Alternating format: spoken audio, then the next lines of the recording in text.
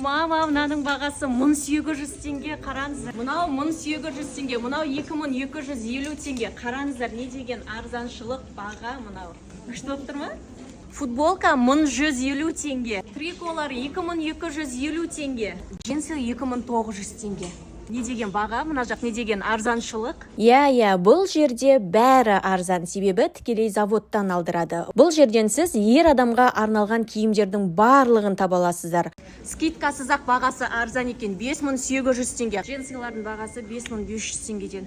Акциясыз, дымсыз.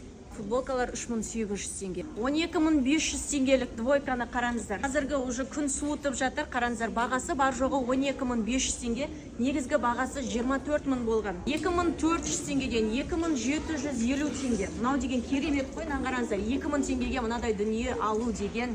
Скидкаға енді ғана шығып жатыр, сондықтан келіп, қарап, алып үлгеріңіздер. Қыздар, ұлдар, жігіттер, барлықтарыңыз келіңіздер. 20 мыңға сауда жасасаңыздар, сіздерге сумка тегін береді. Бұл орталық базар Централ маркеттің 5-ші кіре берісте орналасқан. Кірген кезде сразу оңға бұрыласыздар. Ирада арзан ерлер киімі деп жазылып тұрады. Дәл осы видеоны Астанада тұратын таныс ер азаматтарыңызға жіберіп қойыңыздар.